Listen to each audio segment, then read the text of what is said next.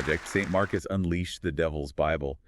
And honestly, it's been kind of under the radar for like 2 decades. Yeah, 2 decades. That's a long time. And there's this silent fundraiser going on, which is already interesting, right? But it's for a specific reason. It's for these limited edition numbered copies of the book. Sounds like they've put a lot of work into it. Totally, like a 20-year passion project, which just adds to the whole mystery. And you sent us this query letter, the one the author used to try and get publishers interested. Oh, the query letter. That's always the first step, right? Trying to hook someone with your book idea. Exactly. It's like their, hey world, check this out moment. And from this query letter alone, you can tell this isn't your typical book. I'm intrigued. So what's the deep dive today? What are we trying to figure out? We're going deep on what this St. Markus Unleashed the Devil's Bible is actually about. Using this query letter and some excerpts you sent too, we'll try to crack the code. Sounds like a challenge. Okay, so where do we start with this? Well, the query letter tells us that the author, who goes by MAM, first came up with this whole St. Markus idea around 2002. 2002. Wow. Okay, so it's been brewing for a while. But what about the publisher? What did they think about this? That's the thing. The publisher, beginning to a second in publishing, they were hesitant at first.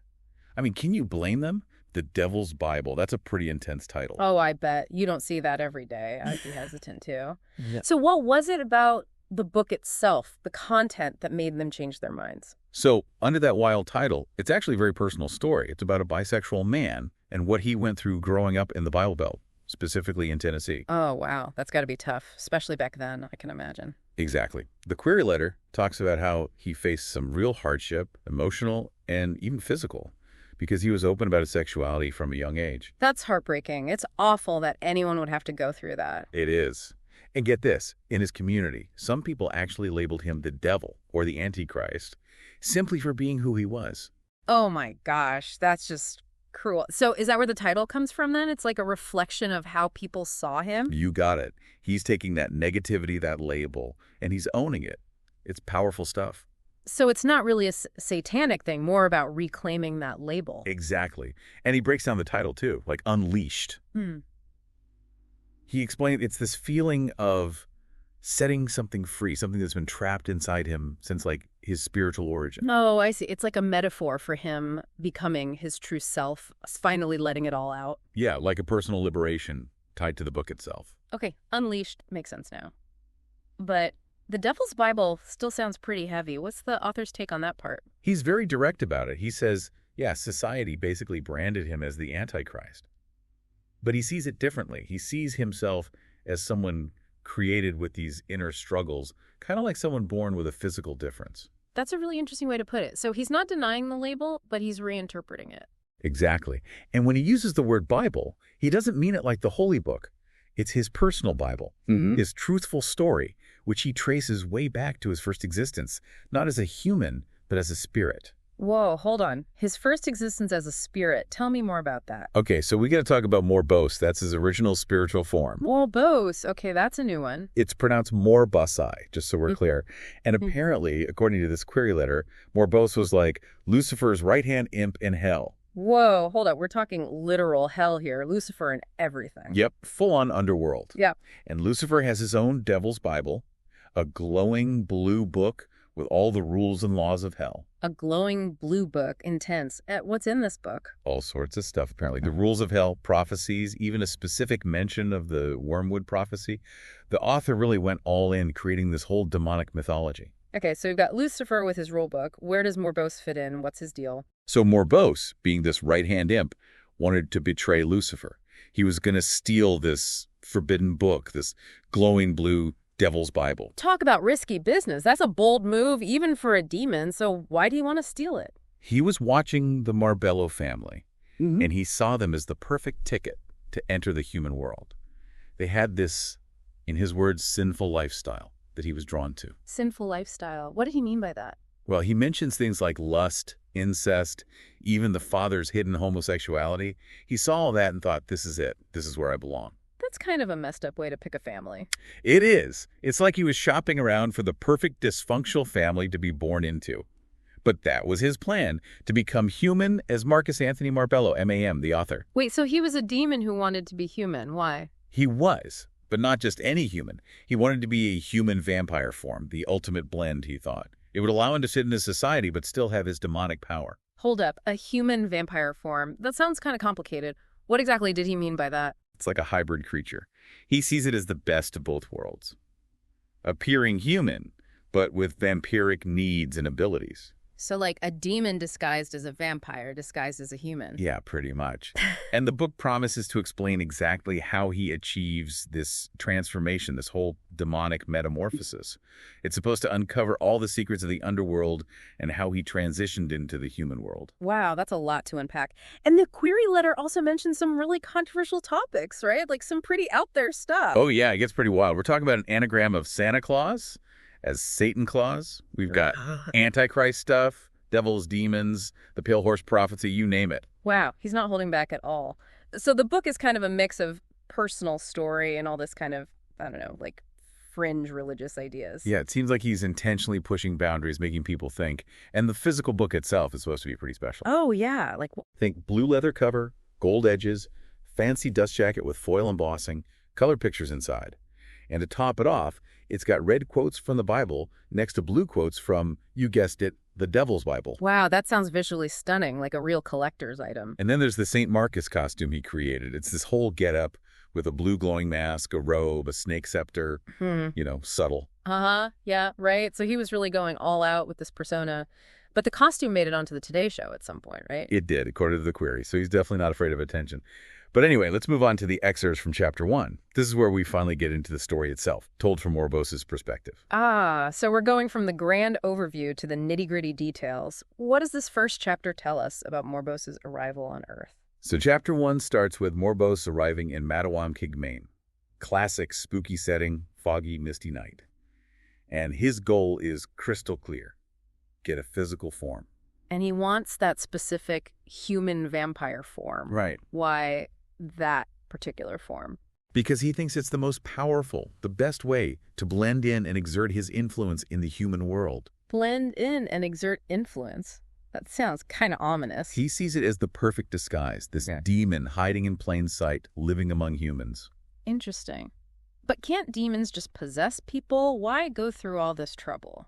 He actually explains that demons, in their natural state, are kind of weak. They need a host to feed on their soul to gain real power.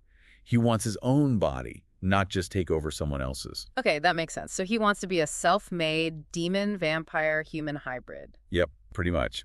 And he claims he started feeding on his chosen father's soul, Bill's soul, even before he was born. He needed that to create his physical body. Wow, feeding on a soul before birth? That's intense. And he mentions those classic signs of demonic presence too, right? Like chills and cold spots. He does. He ties those sensations to demons trying to possess humans, especially when they're asleep and vulnerable. So all those spooky stories about cold spots could be demons at work. According to Morbos, yeah. And then there are the possessors, a specific type of demon. They're like the devil's special forces, sent to Earth with a mission. Oh, so these are like elite demons. What makes them different? They have a more physical presence than other demons, though humans can only sense them through things like cold spots, bad smells, or that feeling of being watched. Creepy. So they're lurking around, watching us. What else can they do? They can read minds, apparently, and they like to target people when they're weak, when they're vulnerable. Oh, man, that's pretty unsettling. So Morbos is one of these possessors. Yep. He even calls himself a silent killer. Charming, right? Not really, but it definitely sounds like he's powerful and dangerous. And he's not hiding his true intentions. No, he's very upfront about wanting to reveal the darker side of the world. The whole book is his way of exposing these hidden truths. It's like he's saying, hey, wake up, people. There's more to reality than you think. Exactly. Yeah. He's presenting his story, this whole demon-to-human journey, as a way to open our eyes to the darker side of existence. So let's talk about his arrival at the Marbello farmhouse. What happens when he finally reaches his destination? He gets there on this super soggy night, but even with the limited visibility, he's locked in on Bill Marbello, his chosen father. He's been watching them for 7 years, He knows the routines, the layout of the house, everything. Oh, wow, he really did his homework. That's kind of scary how much he knows about them. And he specifically picked this family because they lived a pretty isolated life, lots of kids, not a lot of supervision.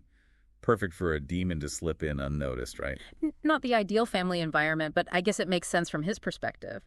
So, what are his first impressions of Bill and Marion? Are they anything like what we know from the query letter? He describes Bill as average-looking, but with a booming voice. He paints him as a neglectful dad, a liar, promiscuous, just generally a bad guy. Oh, that's harsh. And Marion? He remembers her as being beautiful and religious, but now she's worn down, tired from having so many kids, neglected by her husband. He even mentions that we'll get to read Marion's own writings later on, which is interesting. Oh, that's right. The excerpts from Marion's Vade Mecum. I'm curious to see how her perspective compares to Morbosa's. Me too. But for now, we're stuck with Morbosa's biased, demonic point of view. Anyway, he finally makes his way into the house through the basement window. Sneaking in like a true demon, and how does he feel once he's inside? He immediately gets this awful feeling, this sense that something is deeply, deeply wrong in the house. It's like a big red flag, right? Foreshadowing some trouble ahead. Ew, that's not good. And what is this wrongness he senses? He realizes that someone else is already possessing Bill Marbello, another demon named Rashma.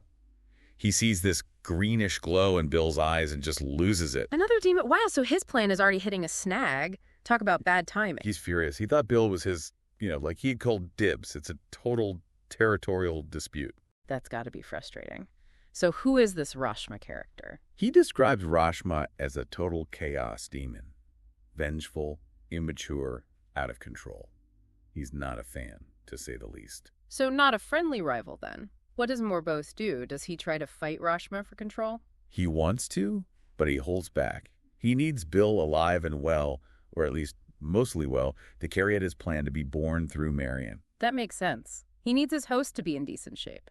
But what about Rashma? Is he just going to let him stay there? He's definitely not happy about it. He even mentions the possibility of feeding on Rashma's soul if he's weaker. So even among demons, it's a dog-eat-dog world. Survival of the fittest, I guess. Yeah. But let's shift gears for a second and talk about Marion. We've got these excerpts from her personal writings, her Vade Mecum. Oh, yeah. This is where things get really interesting. We get to hear her side of the story, her own experiences. Exactly. And her initial entries are pretty bleak. She's living in a rundown trailer with her new partner, Weasel, and she's battling severe depression. It's a rough picture. Sounds like she's been through a lot. She has 11 kids, miscarriages, a divorce, and then she gets diagnosed with cancer.